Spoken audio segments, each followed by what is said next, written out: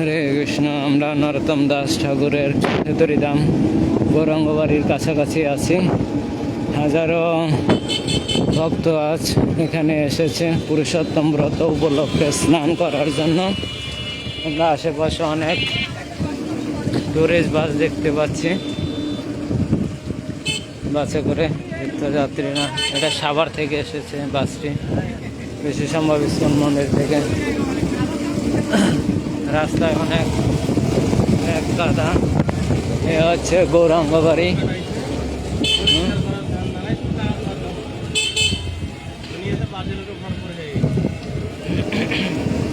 এ হচ্ছে বট গাছ। এ হচ্ছে গৌরাঙ্গ বাড়ি। আমরা এখন ইস্কন মন্দিরে যাব। ইস্কন ইস্কন যাও যাও যাও যাও।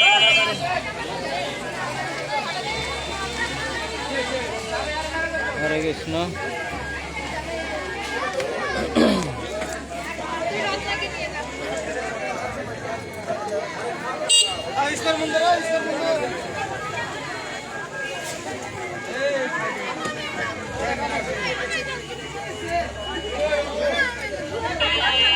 হরে কৃষ্ণ হরে কৃষ্ণ।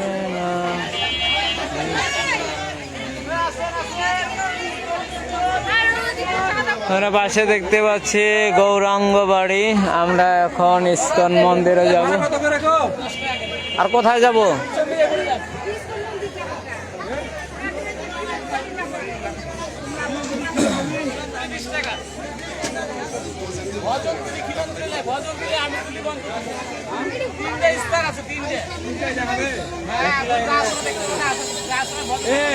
আগে ইস্কন মন্দিরে যাও।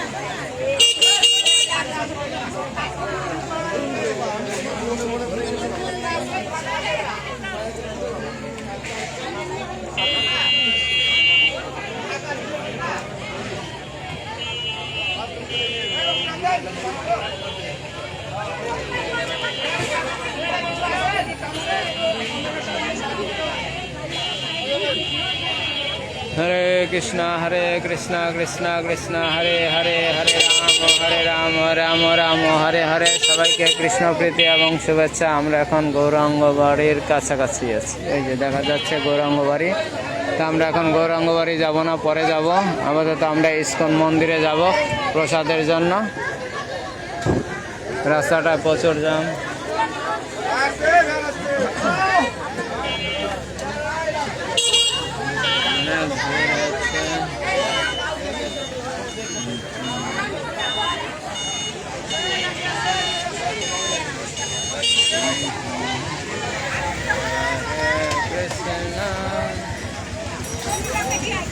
এখানে গাছের আম পাওয়া যাচ্ছে।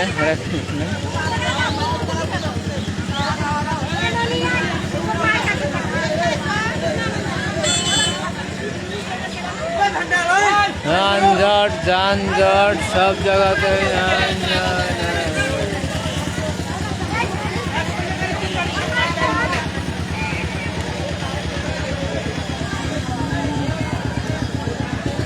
চারিদিকে শুধু ধানের জমি, বৃন্দাবন, অভিন্ন বৃন্দাবন। বৃন্দাবনে যেরকম পরিবেশ শান্ত, সেরকমই পরিবেশটা এখানকার। ধানের জমি, ধানের ক্ষেত, সবাই নানান রকম দ্রব্য কেনার জন্য কি হচ্ছে। আর প্রচণ্ড বৃষ্টি হওয়ায় প্যাককাদা হয়ে গেছে। অনেক জায়গা থেকে বাস এসেছে, বাংলাদেশের বিভিন্ন প্রান্ত থেকে। এটা টাঙ্গাইল থেকে দেখা যাচ্ছে। এ হচ্ছে গৌরাঙ্গ বাড়ি, বিশাল জায়গা নিয়ে গৌরাঙ্গ বাড়ি।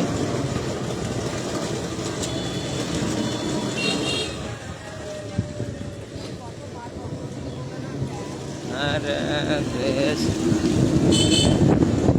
প্রচন্ড কাদামাটি, বৃষ্টি হলে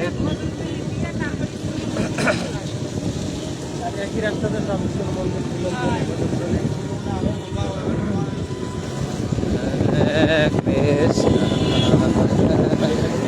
ওই দিক থেকে আসবো, দিয়ে তখন এদিকে যেতাম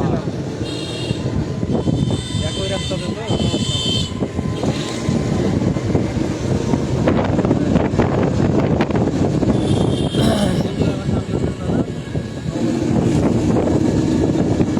Hare Krishna, Hare Krishna, Krishna Krishna, Hare Hare, Hare Rama, Hare Rama, Rama Rama, Hare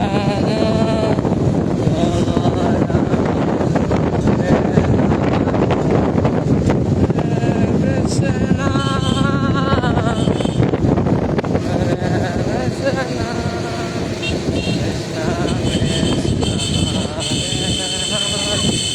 সবাইকে প্রণাম। আমাদের নতুন ভক্ত প্রশিক্ষণ ক্লাসের সমস্ত ভক্তদের বৃন্দাবন দর্শন করুন। নরোত্তম দাস ঠাকুরের প্রেম ভক্তির স্থান খেতরি ধাম, সেম বৃন্দাবন পরিবেশ, নাই কোনো কোলাহল, হ্যাঁ, শুধু জায়গা জমি আর চাষাবাদের ফসল চারিদিকে।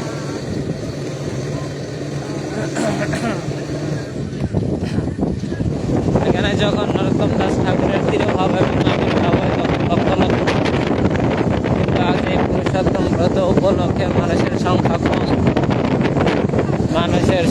কম, কিন্তু তারপরও হাজার হাজার মানুষ। আমরা ইতিমধ্যে 200-300 বাস দেখতে পেলাম। ভক্তরা স্নানে আছে, সেখানকার ভিডিওটা আমরা দেখানো হয়নি, তার ভিডিওটা রেকর্ডিং করা হয়েছে, সেটা হয়তো পরে আপলোড করা হবে, দেখতে পারবেন। দেখুন শুধু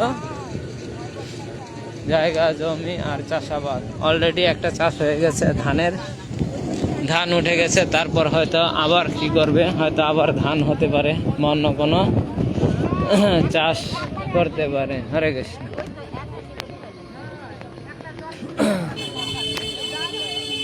শ্রী শ্রী জগন্নাথ মন্দির, এটা মাগুরা থেকে এসেছে এই বাসগুলো।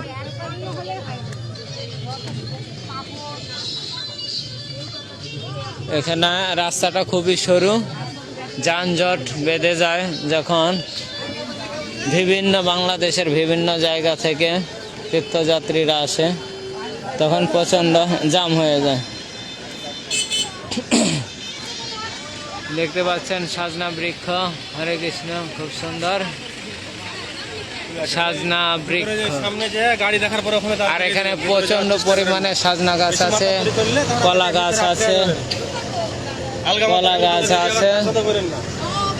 এটা কোথা থেকে এসেছে? মহাখালী চৌরাস্তা দেখা যাচ্ছে, ঢাকা থেকে টাঙ্গাইল রোডে।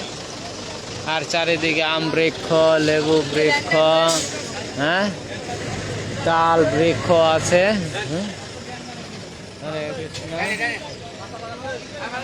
প্রচন্ড যানজট লেগেছে, অপেক্ষা করতে হবে সবাইকে। পরবর্তী দৃশ্য দেখতে হলে কৃপা করে আমাদের সাথেই থাকুন। যানজট নিরসন হচ্ছে। হরে কৃষ্ণ, হরি বল। দেখতে পাচ্ছেন নিম বৃক্ষ আছে, হ্যাঁ, রাস্তার দুপাশে নিম বৃক্ষ, বেল বৃক্ষ, আম বৃক্ষ, সাজনা বৃক্ষ। আর আমার সবচেয়ে প্রিয় একটা জিনিস হচ্ছে কি, তেলাকুশ। হরে কৃষ্ণ। দেখতে পাচ্ছেন আম বৃক্ষ অনেক। হরে কৃষ্ণ, হরে বল। হরে কৃষ্ণ। আর আস্তে আস্তে সবাই ধনীপতি হয়ে যাচ্ছে। আগে মাটির ঘর ছিল চারিপাশে, এখন অনেকেই ইট পাথরের ঘর বাড়ি তুলছেন। খড়কুটো গাভীদের খাওয়ার জন্য। গাড়ি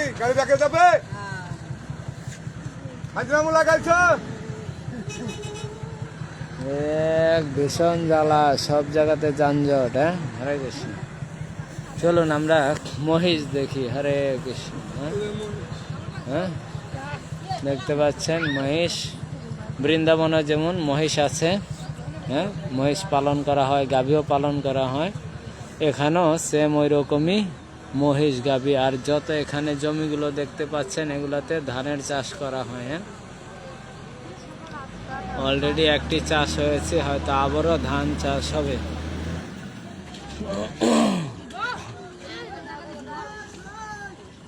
জানি না কত সময় লাগবে।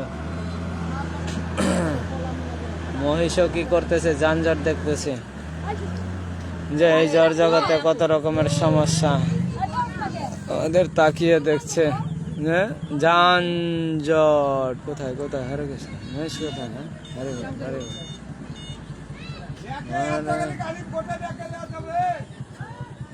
হরে কৃষ্ণ, হরে কৃষ্ণ, কৃষ্ণ কৃষ্ণ, হরে হরে, হরে রাম, হরে রাম, রাম রাম, হরে হরে, হরে কৃষ্ণ, হরে কৃষ্ণ,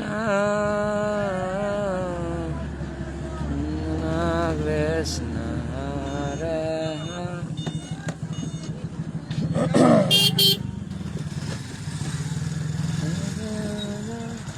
কিছুটা মনে হয় যানজট নিরসন হয়েছে। হরে কৃষ্ণ। সবার শ্রীচরণে প্রণাম, সবার শ্রীচরণে প্রণাম। কৃপা করে থাকুন। যানজট সবারই কষ্ট করতে হবে। আমরা যখন ফিল্ডে কষ্ট করছি, আপনাদের কি করতে হবে? লাইফে এসেও কি করতে হবে? প্রতীক্ষায় থাকতে হবে। আর সবাই ধামকে একটু কি করুন, প্রণাম করুন। হ্যাঁ, নরোত্তম দাস ঠাকুরের খেতরি ধাম, যেখানে সে বিচরণ করেছেন ছোট্টবেলা থেকে। হ্যাঁ, চরণ ধুলি প্রতিটি কোণায় আছে। এর জন্য সবাই ধামের মাটিকে কি করুন, প্রণাম করুন, দণ্ডবত প্রণাম করুন। আর মায়েরা ষষ্ঠাঙ্গে প্রণাম করতে পারে না।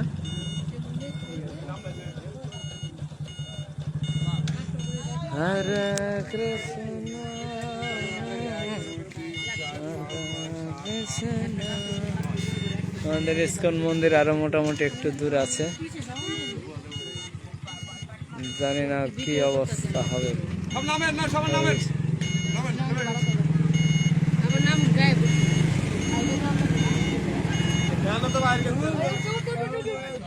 যানজট ছেড়েছে, দেখা যাচ্ছে পুরো।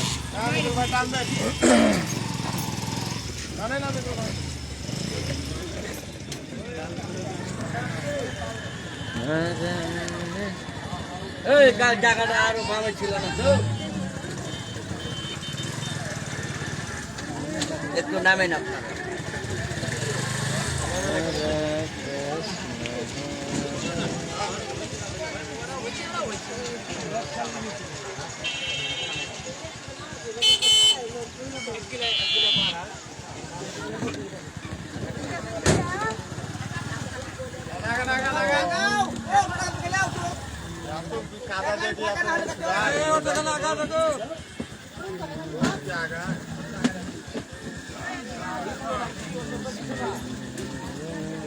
মাতাজিরা স্নান করতে যাচ্ছেন, ফুল ফল প্রদীপ নিয়ে যাচ্ছেন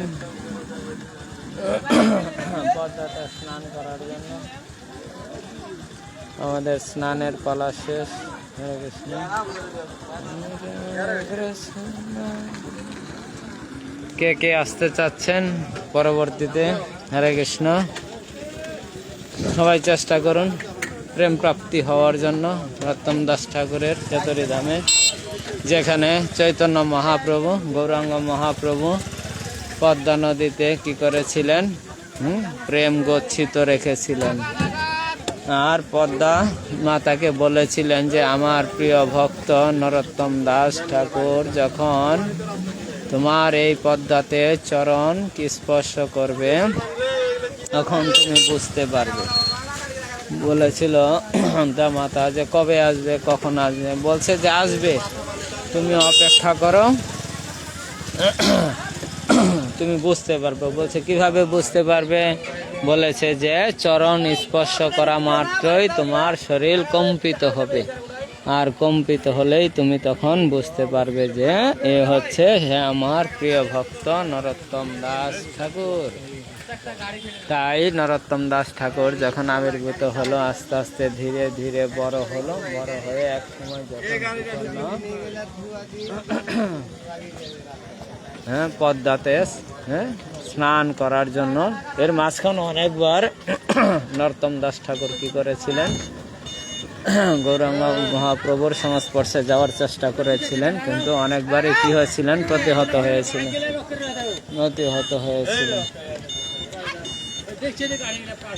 হওয়ার পর এক সময় যখন বড় হয়ে গেল, তখন আর কেউ দাবিয়ে রাখতে পারলো না।